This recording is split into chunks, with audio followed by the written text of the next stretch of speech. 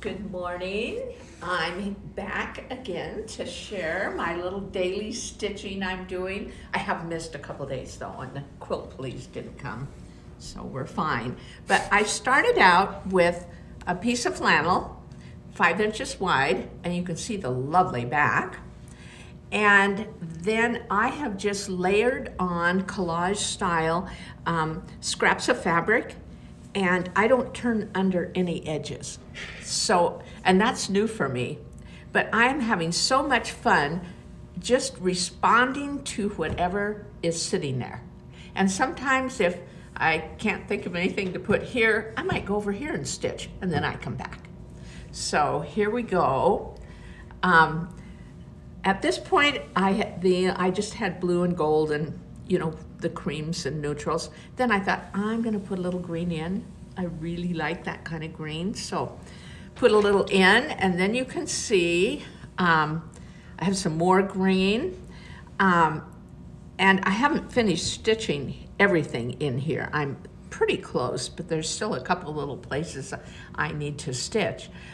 This was a little piece of rusted fabric that I had, and I got this part done, and it dawned on me, well, I have a whole jar of my grandma's buttons. And so I started adding some buttons, and you can see the buttons I have are a real mishmash. Some even have the thread still on them. And Grandma had several jars of these that I now have, and I've even used a lot and still have a lot. Then on a walk the other day, they had like wood chips on the trail, and on the sides, I saw these little bigger pieces that were sun bleached, remind me of driftwood at the beach. So you can see I had just attached a little stick here.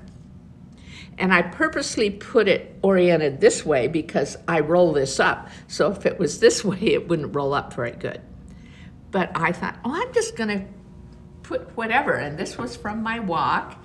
And the sky was so blue that day, and we were at a meadow out by Black Butte Ranch, and it was so pretty. That blue color just stuck with me. So you can see I used that kind of bright blue in here, and I used it here. I found this little piece of hand-dyed fabric. It was a scrap. And then I had another little one, so here it is.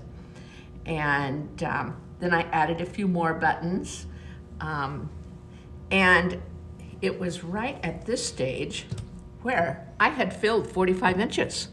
I couldn't believe it. So now here's another piece of flannel, and I just hand stitched them together in the back here and pressed that. And so now I've got some more laid out, and decided to introduce a little magenta.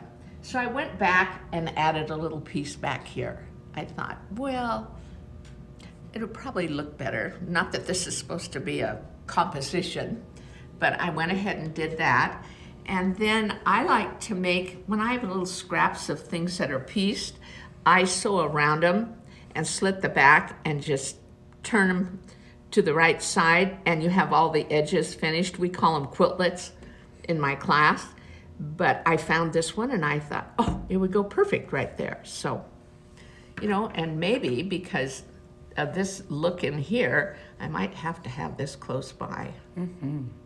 But I'm just having so much fun with this, and I've never used this 12-weight thread as much as I am right now, and there's something about it that is just working real well for me, rather than some of the heavier threads. So for my particular project, I am using the 12-weight threads, and this happens to be the sulky one, and then this is a shishiko thread. Oh, and look at these little things I found on my walk. So I don't know if they'll make an appearance or not, but they're in my bag just in case. So if you've started stitching, I hope you're having a good time with it. If you haven't, you might want to think about it, because I know you have lots of little pieces of favorite fabrics, and it's a great place to showcase them.